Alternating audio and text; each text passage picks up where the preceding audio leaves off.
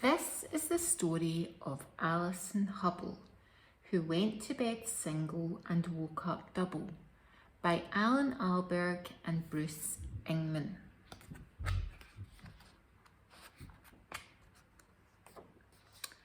And woke up double, woke up with a twin in her single bed. Who are you? Who are you? She said. Then her dad came in.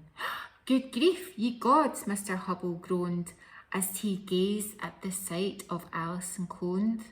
I can't believe it, it's hardly fair.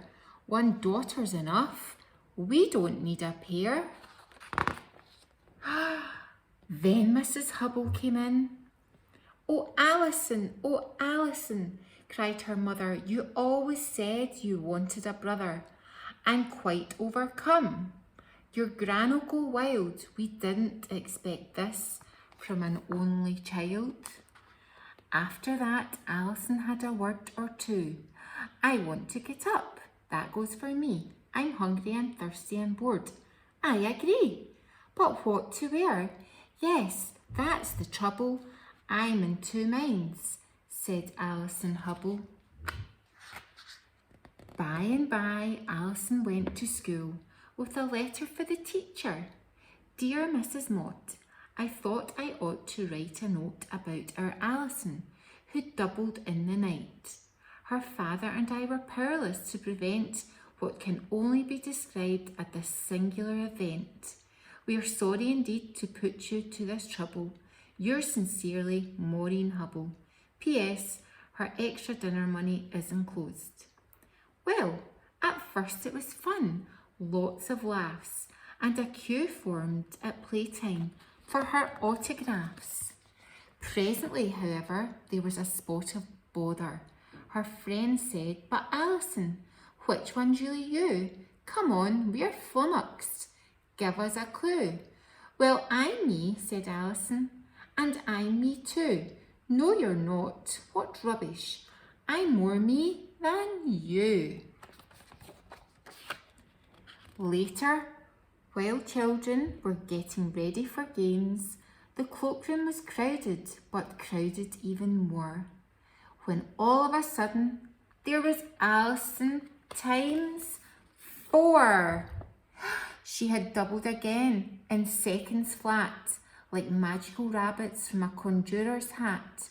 Her friends were delighted and concerned for her fate. Poor Alison, they sympathised, and this is great. They argued in the football match which team should she be in. With Alison in goal, we'd be bound to win. Then it was home time. When Alison came through the door and kept on coming, her father put his glasses on and started drumming with his fingers on the table, and then he said, Ye gods, it was bad enough before, now we've got quads. Alison, meanwhile, was feeling very hungry. Cheese for me, I like ham. Boiled egg and salad, please.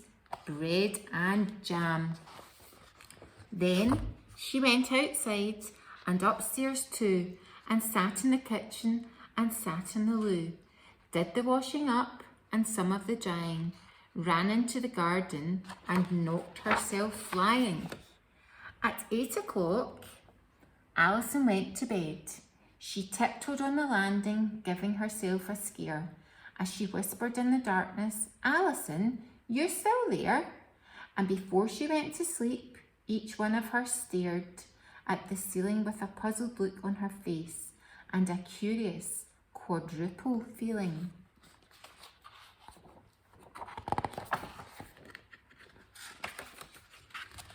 When morning came, Mrs. Hubble called her husband Ted. Wake up, come on, go and count her. I can't bear to look, she said. So Alison's father arose and peered anxiously in at each door. There's 2 in here, he reported, and 2 in the bath makes 4. And 2 in the kitchen, cried Alison, and 2 in the stairs makes 10. Maths wasn't her strongest subject. I think I've doubled again. Later she had her breakfast and went off and off and off and off and off and off and off to school, where a crowd was waiting at the playground gate with a noisy welcome. 2, 4, 6, 8. A reporter was there from the local press. "Who's Alison Hubble?" And the crowd said, "Guess." The photographer with him lined Alison up like a football team that had won the cup. Eventually, Alison reached her classroom and the teacher called the register. "Alison Hubble," she said. "Here, miss, here, miss, here, miss, here, miss, here, miss, times 8. "Extra books were needed, extra chairs and table," said Mrs. Mott, all muddled up. "What you girls need are labels."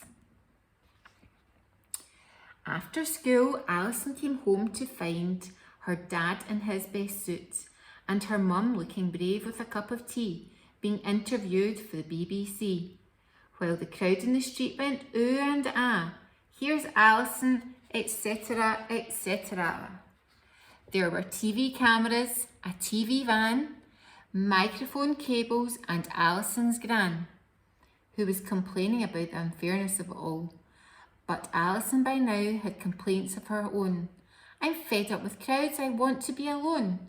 She refused to be filmed for the news at 10, stamped up to her room and doubled again.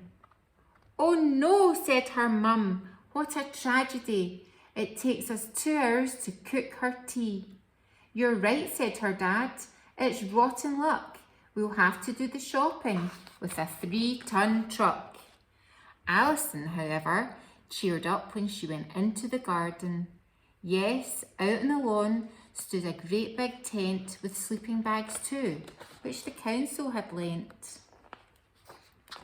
Yet even then, there were certain snags when she doubled that night and got stuck in the bags. In case you've lost count, there were now 32 of Alison Hubble.